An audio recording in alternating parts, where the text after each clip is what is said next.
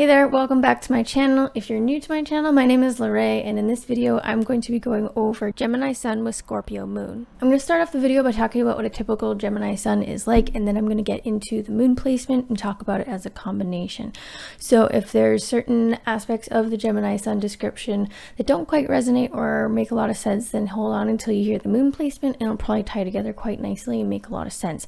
Little disclaimer before I get started that, even when you do hear your moon placement, there may be some aspects that don't quite make sense. Maybe it's a little different because I can't see the rest of your chart. So keep in mind this is only 2 placements of your entire chart. And so when I am talking about these descriptions and this combination, I mean like in general, most of the time, tendencies. This is what the person with this pairing would act like, barring any other placements that would counteract these expressions. And that is a good segue to tell you that if I now have paid birth chart readings available, so if you would like me to look at the rest of your chart and get a more complete and in-depth examination of your chart, I have paid readings available on my website, and so I will leave a link in the description. I have 5 different packages available as of the time I'm recording this with 5 different prices. So link in the description if you would like to check that out. I will also probably be glancing over here from time to time because I have my very thorough notes and I don't want to miss anything. When I'm talking to the camera, honestly, my mind goes blank. So I have very carefully crafted notes that I put together myself. So just so you know, let's get started with Gemini Sun.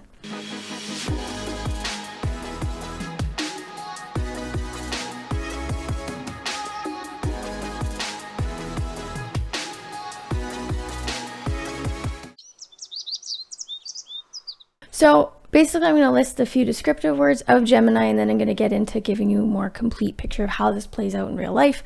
I'm all about explaining things practically, giving you a complete picture of this, of like a real person with this pairing. And so Gemini Suns are very energetic, social, adaptable, conversational. They're great communicators. They're persuasive, curious, restless, easily bored, high-strung. They tend to quite enjoy gossip, and they are a bit disorganized. So Geminis are often social butterflies, and again, this can depend on whether this person is introverted or extroverted. I know a lot of people assume that all Geminis are extroverted because they tend to be that way, but some are introverted. Even if they are introverted, they're usually very good at socializing and communicating. It's just whether or not that exhausts them or not, and they need alone time. But for the most part, they just really enjoy having conversations with all types of people, and they're good at it.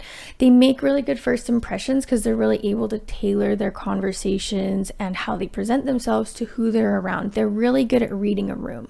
Now, Geminis have a lot of energy. They are very easily restless and they're very easily bored, and so they need a lot of stimulation. Now, because of this, they not only enjoy change, but they actually need it. They need that variety, that fresh experiences and that change in their life in order to keep them entertained. Because they're always on the go, looking for new topics, places to explore, things to learn, people to talk to, their knowledge of subjects and their connections to people tend to be a little more surface level and not super deep.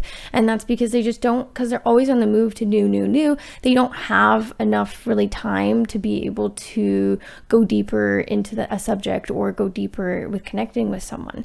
And it's because they get bored so easily. And so they tend to know a little about a lot and never really master anything, kind of a jack of all trades. So if a Gemini does actually know a lot about one's particular subject, or like maybe even mastering it, going to school for it, pursuing it as a career, that sort of thing, or if they have a really deep connection with someone, they're married to them, very committed to them, that's something that they're learning, or that someone that they're with has managed to keep them interested for a very long time to the point that they're willing to commit to it. That's a really actually impressive feat because they're so easily bored. So if it's a subject that they're learning, maybe they're going to school for it, then it's something that doesn't have a ceiling. It's something that just keeps them interested to where they're always learning new information in it. There's new levels to it. And anytime they learn a new piece of information, it's just as exciting as when they first learned about the topic. It's going to be something like that. I feel like as soon as Gemini feels like they've mastered something and there's nothing more like new to learn, like there's no point. It's so boring for them. Most Geminis would have abandoned it far before they got to that point. And so if they are mastering a subject, it must be very interesting to them and have new levels to it. And if they're really committed to someone and have that like either deep friendship or deep relationship with someone, then that's a person who is really able to adapt and keep up with Gemini. They're definitely not boring. It's someone who's always growing with them, who's always down for their adventures or their fresh experiences and willing to do hobbies with them, or at the very least hear about them and be just as excited to hear about them as they were the first time Gemini told them about something cool they did. They actually love to listen to people who are experts, masters, or just know a lot about one subject. And that can actually be really attractive and interesting to them because they're not generally like that. And because then if you know a lot about something or you're an expert or a master, chances are that is information that Gemini does not know. And so it's very fascinating to them because they probably don't know it because they haven't been able to devote enough time to get to that level. And so it's really fascinating and probably attractive to them to be able to learn that from someone, and because then you're connecting on that intellectual level, which Gemini really likes. Now with Gemini, they are very energetic, but sometimes this isn't always physical energy. I think pretty much every Gemini has that mental energy. They're very mentally energetic, and then some can be physically energetic, and that usually kind of depends on if they're more extroverted or introverted. If they're more introverted, it's mostly just that mental energy. And if they're more extroverted, it's usually kind of a combination of both, but they'll probably express that energy more physically in order to try and process everything that's going on there in their head. So Gemini believes in many truths, and like an infinite number of truths, as opposed to Gemini's opposite sign in Sagittarius, which is in the search of or believes in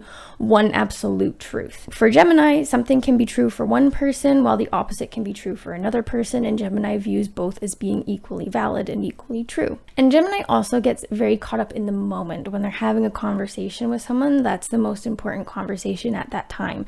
And so when they're talking with someone, they could be talking with person A and agreeing with them that what they believe is true, and then they could have a conversation with person B, and now that conversation is the most important, and they could agree with person B who believes the exact opposite of person A, and then people can kind of wonder about this inconsistently, like you agreed with both of us, and it's because one, they got caught up in the moment, and that's the most important thing in that moment. But also, again, Gemini believes in multiple truths, and so they believe that person A is true because they believe it's true for them, and person B as well. So when people wonder, like, oh, which one do you believe? Like for Gemini, it's both. It's all of them. No two beliefs are mutually exclusive in their mind because it's true for someone. And this is kind of how I imagine Gemini. Like, you know, when someone starts drinking really early in the day, and they usually get called out for it, and then they're like, it's 5 o'clock somewhere. Gemini is like getting called out for talking about an opinion or belief that contradicts something they said earlier, and they're like, it's true for someone, or I got caught up in the moment. And that's pretty much a good summary of Gemini. And now another caveat to this is that Gemini, I think, is notorious for saying things and making plans and then just as easily going back on them. And again, it's from getting caught up in the moment. In the moment, it was the most important thing, and they're like, yes, let's do it, and they agree to it, but then the moment passed and they're probably caught up in a new moment that is now the most important thing, or they could have just completely forgot about the first thing that they agreed to. So like a good way to summarize that would be flaky, I guess. Yeah, which as an Aries I find extremely frustrating. And now, like I said about Gemini saying one thing and then agreeing to the complete opposite, it's also really hard for Gemini to like keep track of everything that they say and everything that they agree to, because for them it's as fast as like their thoughts. It would be like trying to keep track of every thought that you had in a week. And you're probably going to have some pretty contradictory thoughts throughout the week. It's based, how do you feel about your life and your job when you're stuck in traffic on the way to work Monday morning to a job that you don't enjoy, versus how do you feel about your life Friday when you're about to go party for the weekend or go on a week trip. So those are probably be some conflicting thoughts and feelings, but for us that's considered normal. For Gemini, like that's how it is when they're expressing information and points of view and opinions and beliefs. It's as fleeting as that, and it can be quite contradictory. And to them that's normal, because Gemini is actually quite good. It's the sign of the twins. It's a dual sign. It's like they have an alter ego. It's like they have two sides to them. I mean, ask any Gemini you know, or if you're a Gemini, then you know what I'm talking about. But if you don't know, like if you ask a Gemini, do you feel like two different people? Every single one of them will be like, yes, all the time. Like it's like they have an alter ego, or they just have just two different sides to them, and both are just as genuine, and it depends which side you're getting, which one wants to express itself today, you know? Now, like I mentioned, Gemini loves talking, communication, conversations, and if they're a little more introverted, I find this is usually directed a little more into, say, like writing, texting, social media. If they're more extroverted, then that's having conversations and talking with people, and usually it's the more extroverted ones I find that tend to really enjoy the gossip. But I think pretty much every Gemini enjoys gossip, and I feel like when they say they don't, they're lying. That's a different side of them that was out that day. The other side of them loves gossip. So, and now Geminis are like really good at gossip too. They know everything. Like if at work, they know everything that's going on. If you want to know all of the hot gossip, if you want to know like the rumors, everything that's going on, ask a Gemini. Like my mom's a Gemini, and she knows everything that happens at work. She knows absolutely everything. If you want to know what's going on, you talk to her. If she doesn't know, she will find out. It's like she's got eyes and ears and spies everywhere. She is the first to know about everything. And part of why is because she, again, is that Gemini able to get along with everyone genuinely. So everyone likes her, and so they tell her everything. So then she knows everything. All right, so now I wanted to add some of the unevolved characteristics of Gemini, and I wanted to make sure that I gave them a fair shake first, because I feel like they get a lot of hate, especially online. I take these Sun Moon combination videos very seriously. I put a lot of work and effort into them because I'm making them for someone who either has this pairing or loves someone who does. And so I want them to be beneficial. You know, the last thing I want is for someone to come watch these videos and feel like shit about their sign, because I know how that feels, and it's just completely unhelpful. So I want to make sure that when I make these videos, I'm doing every sign and every pairing justice, and that I'm showing that every sign and every pairing has the potential to be a great person when they're healthy, and to really show what all of the signs and pairings have to offer. And so I'll be honest, that's kind of why I fell behind in the Sun Moon combinations, because I got to Gemini and it was just one of the most challenging signs to fully figure out. And it's not like I didn't know about them before, and it's not even like I particularly dislike Gemini. It's just that, like, you know, we're all approaching astrology from our own biases, and I'm an Aries, you know, that is sextile Gemini, so that, like, I kind of get them a little bit, but the rest of my chart, I have 3 planets in Sagittarius, which is opposite Gemini, and then I have 2 planets and my midheaven in Pisces, which is square Gemini, and so I have a lot of opposite, like, difficult aspects to Gemini, so it was just difficult for me to fully get them, like fully understand them on a deep level and really appreciate them and what they have to offer. And I didn't want to make these videos until I got to that point, and I don't make any of my videos until I'm at that point, because the last thing I want is to just pile on the shitty stereotypes, because every sign gets that enough already, including I think especially Gemini. But on the other hand, I'm very aware that every sign has their challenges, their unevolved characteristics, and so I don't want to completely gloss over those, and so I'm going to get into some of the unevolved characteristics of Gemini now. So unevolved Geminis can be cunning, superficial, manipulative, and they can be very, like, when, again, unevolved, not all Geminis, but they are very good at lying and bending the truth. And they can also be unfaithful to their partners, and unfortunately some stereotypes are stereotypes for a reason. And unevolved Geminis can be two-faced in the worst way, you know, where they're talking, like, they're really nice, polite to your face, and then they're talking shit about you and spreading rumors behind your back. Or they do something really shitty and then they pretend it never happened, and they act like everything's normal. And then if you ever try to confront them about it, they're the kind of people that will either avoid it, deny it, or lie some more. And again, this is unevolved Geminis. It's essentially the worst expression of the sign. That said, though, most Geminis are big avoiders, especially when it comes to conflict. So even if they are a generally healthy Gemini, if you try confronting conflict head on, it's probably not going to go very productively, or at least it's just going to make them very uncomfortable.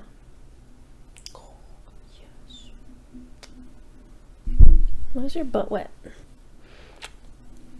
Say hello. You're so pretty. So now we get to Scorpio Moon. Scorpio Moons are very intense, passionate, driven, and observant. They are easily able to overcome challenges and hurdles that life throws their way because of their, like, persistence and their willpower and this just willingness to get what they want out of life. They have a mysterious vibe about them.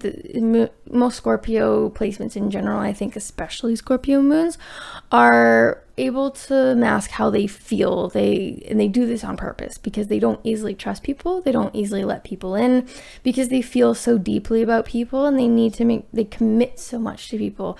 They feel with just such intensity that they need to make sure that whoever they're letting in, that they can trust them with their secrets and with all of the love that they're going to give them.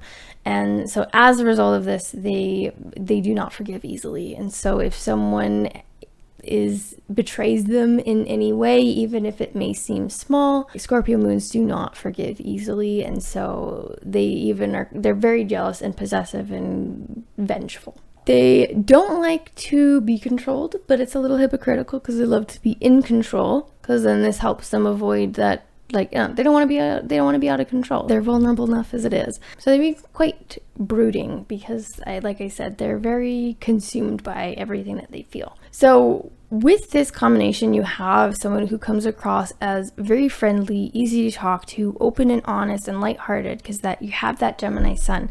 But then as you get to know them, you may realize they have this intensity, depth, and passion beneath the surface that you didn't quite notice, and that you may not actually know them as well as you thought you did. And it's only when you really stop and think about it and realize that while they're easy to talk to and it feels like you can talk to them about everything, they aren't actually that open. They aren't actually that vulnerable about real deep issues. They actually have quite a mysterious vibe about them, and they aren't super vulnerable, and so they seem actually a little harder to get to know because you thought you knew them, and then you found out there's just this whole new depth to them that you didn't quite realize.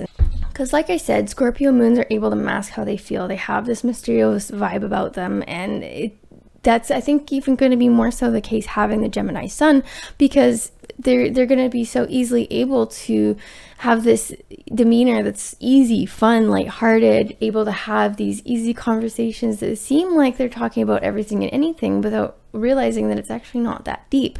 And so it's going to be easy for them to keep things at surface level without it feeling like they're actually hiding anything.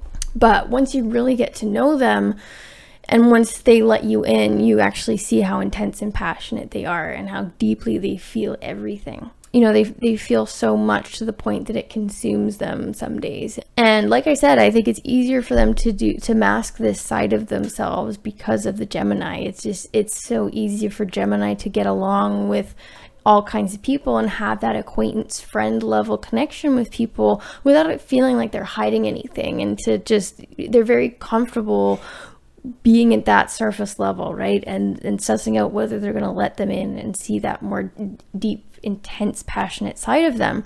And it's also very comfortable for Gemini, because Gemini is used to being two people in one body. They're used to having two different sides of themselves, and so it's going to be quite easy for them to have that, that side of themselves that likes all of the new connections and talking with other people and new experiences and easily having conversations with all kinds of people about all different topics, and it just being very comfortable at that level. But then they also have that side of them that's just so intense and emotionally deep and calculating and observant, and just picking up on and reading into all kinds of subtext and just picking up on everything. So this is going to be a person that does not miss anything. They pick up on everything, because you've got that Gemini that picks up on all the details and is really good at taking in a whole bunch of information at once and analyzing it. But then you have that Scorpio that has a better memory and is also really good at reading into things, and is really good at subtext and picking up on subtleties that aren't tangible, picking up on body language, picking up on the tone of someone's voice as opposed to the words that they're saying, that kind of thing. And this is also someone who, if they're betrayed in any way, will be very good at masking that hurt and that pain to the person's face, and then plotting their revenge behind the scenes. So if you betray this person, don't let that happy Gemini facade fool you. No. That's all I have planned for today's video. Thank you so much for watching, and if you haven't already considered liking this video and subscribing, I'd really appreciate it. And thank you to everyone who has helped support this channel so far and brought it to where it is. I'm monetized with over 2,000 subscribers now, so thank you very much.